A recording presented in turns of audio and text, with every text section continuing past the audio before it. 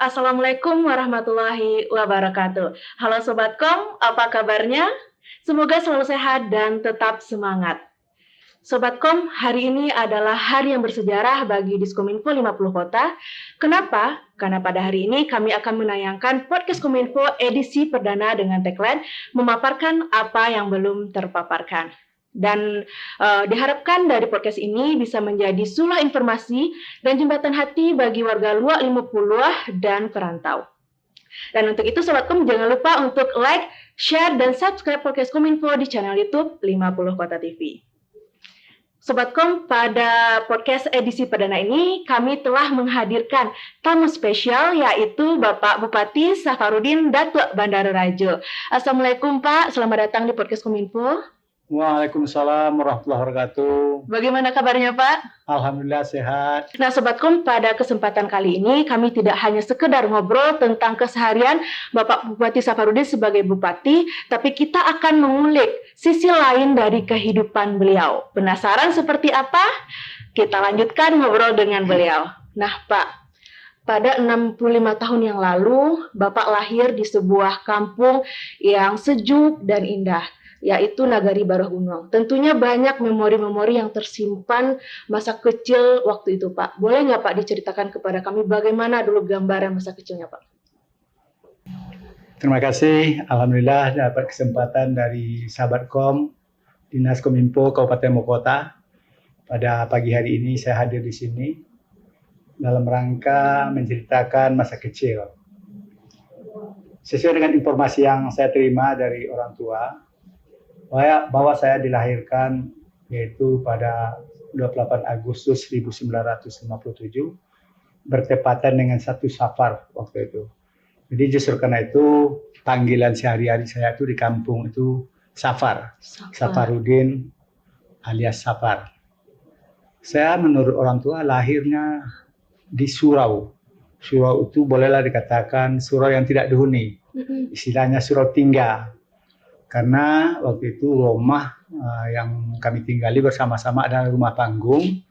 Maka setelah bapak saya almarhum Jamarin dan ibu saya Zahara, panggilan Zahara, menikah, dia pindah dari rumah panggung atau rumah gadang itu ke Surau Tinggal. Jadi saya lahir di situ. Dan kecil saya memang menggeluti dunia pertanian karena ayah ibu saya itu adalah petani. Ada juga petani menggarap padi sawah yang turun-temurun, tapi itu tidak cukup karena sawah yang turun-temurun ini waktu itu secara giliran. Karena ibu saya itu ada 3 beradik, jadi harta pusaka tinggi ini digilir, digantian 1 tahun kakak yang paling tua, 1 tahun di bawahnya ke laki-laki yang tahun ketiga baru ibu saya. Jadi itulah kehidupan saya. Dan waktu kecil itu saya sebenarnya rajin mengikuti orang tua. Di samping itu setelah saya bersekolah, jarak sekolah yang saya tempuh itu lebih kurang 2 kilo. Karena saya tinggalnya lebih jauh. Dari tempat lahir itu sudah pindah ke suatu dangau namanya waktu itu. Di situ ada sawah, di situ ada kebun. Dan jarak dari saya ke sekolah itu ke SD itu lebih kurang 1,5 kilometer. Saya tempuh setiap pagi. Setiap jalan kaki, Pak? Berjalan kaki, menelusuri pematang-pematang sawah. Jadi memang itulah yang saya geluti.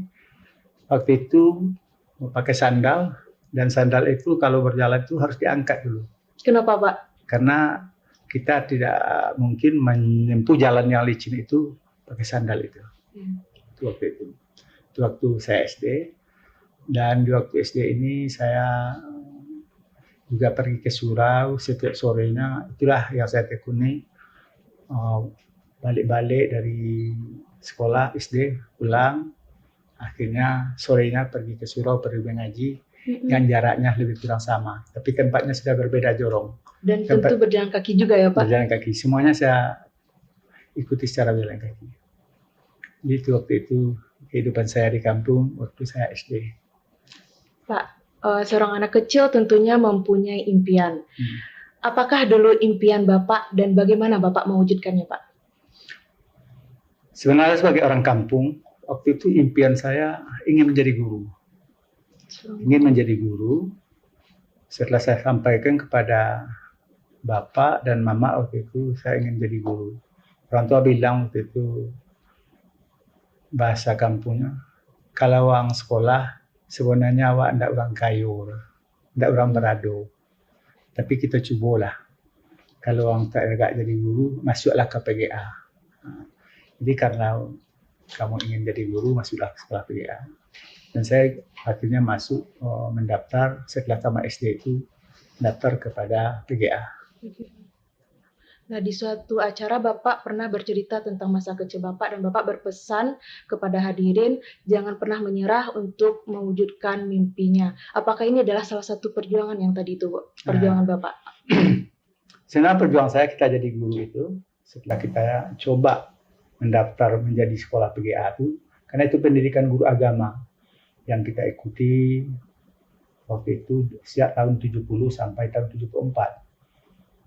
Dan di sekolah itu saya memang termasuk bolehlah kata anak yang pintar karena saya suka berpidato, suka berorganisasi dan suka bantu orang.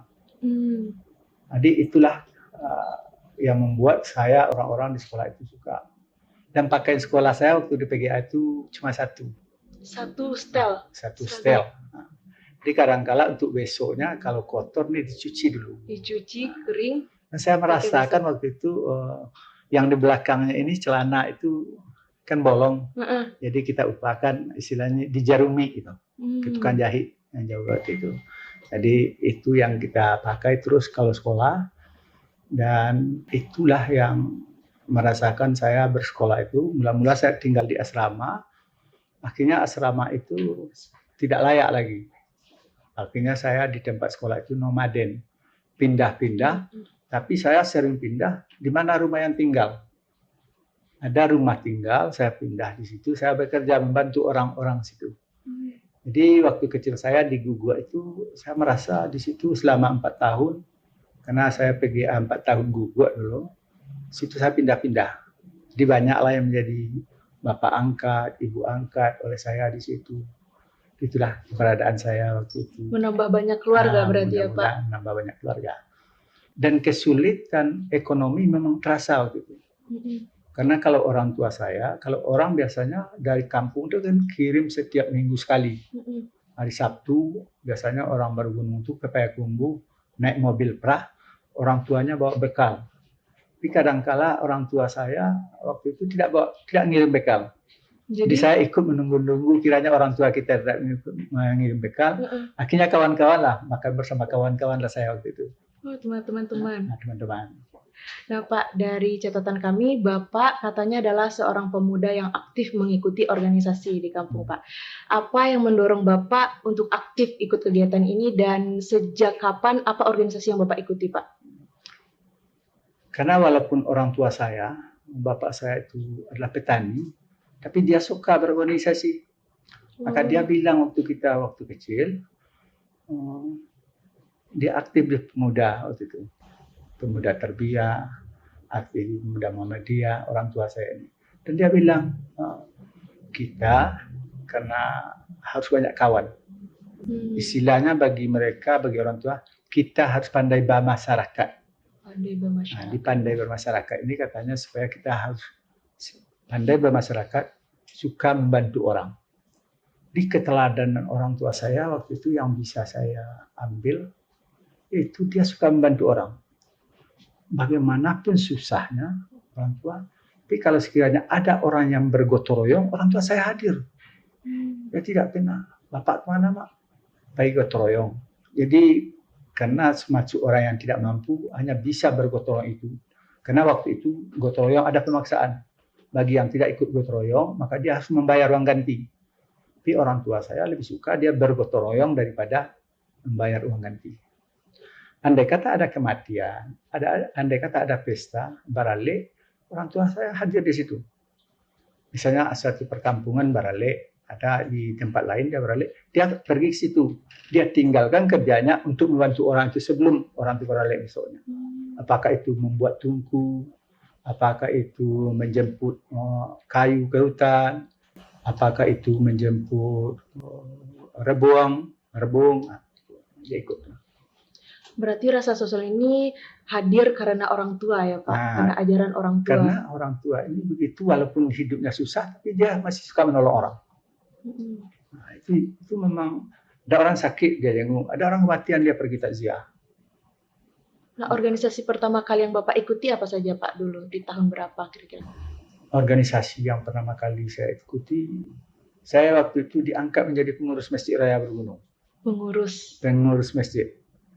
Waktu saya diangkat jadi pengurus masjid itu, saya bilang sama orang tua, Pak, saya diangkat menjadi pengurus. Alhamdulillah. Lain di bawah tuang dan ulang bawah masyarakat. Nah, itu bangga orang tua. Mendukung ya Pak orang tua. Sangat mendukung. Gitu. Karena saya rasa-rasa tidak mungkin. Tapi saya menjadi pengurus ini setelah menjadi pemuda. Saya menjadi pemuda setelah tamat. Karena saya tamat PGA itu pulang kampung, tidak melanjutkan. Jadi cita-cita menjadi guru ini kandas. Karena PGA itu hanya 4 tahun. Nah, karena saya kawan-kawan melanjutkan sekolah itu ke PGA 6 tahun di Payakumbuh, ada yang ke Bukit Tinggi, ada yang Padang. Tapi saya, orang tua saya suruh pulang waktu itu. Tidak mungkin kita sekolah di Payakumbuh. Nah, waktu sekolah itu orang tua saya itu kalau dia tidak ada bekal, dia pulang dari Baru Gunung itu ke Guguk itu. Kadang-kadang ada yang jalan kaki, mencari hidup, dia di situ bekal itu dia tinggalkan untuk saya, dan sebagian dibawanya pulang. Saya rasakan orang tua. Saya rasakan waktu itu. Nah, pada saat itu tentu ada perasaan kecewa ya Pak. Maksudnya pengen lanjut tapi karena ada keterbatasan ekonomi harus balik. Itu bagaimana waktu Bapak mengontrol perasaan Bapak saat itu Pak? Oh, karena menghormati orang tua, saya pulang aja. Karena ada guru-guru di sini, saya merasa berjasa. Bumi Hajiah Rabayani Kimin, pendiri PGA itu, dia memesan supaya sekolah kembali, termasuk Pak Haji almarhum Haji Sarwardi. Tapi karena saya sudah merasa minder, karena kita sudah biasa ke sawah dan ke ladang, waktu itu agak kaku kita, karena tidak ada harapan untuk dibawa bekal itu. Karena hidup waktu itu untuk mencukupi hidup dan kehidupan, dan adik-adik saya waktu itu dan kakak-kakak saya juga tidak melanjutkan sekolah. Adik-adik saya lah yang kami perjuangkan untuk melanjutkan sekolah. Berapa orang bersaudara dulu? Kami 8 orang bersaudara, tapi kecil-kecil meninggal 2 orang. Kakak di atas saya tidak sekolah. Saya pun bisa sekolah PGA. Kakak itu cuma tamat SD kedua-duanya. Yang kedua, saya tamat bisa PGA. Adik yang di bawah saya bisa tamat SMA. Nah, karena saya sudah ikut mendorong adik-adik saya untuk bersekolah. Saya tamat SMA. Dan di bawah adik itu bisa juga sama SPG. Sekarang dia jadi guru. Nah, gitu. Dan terakhir ada adik saya yang laki-laki lagi. Saya adalah anak nomor 3 dari 8 bersaudara dan 2 laki-laki. Dan kecil-kecil 2 sudah meninggal waktu kita masih kecil-kecil. Dan kehidupan remaja saya itu memang sulit. Saya pernah ke hutan bersama orang tua mencari kayu api untuk dijual. Untuk dijual, untuk mencukupi kebutuhan. Mencukupi kebutuhan hidup.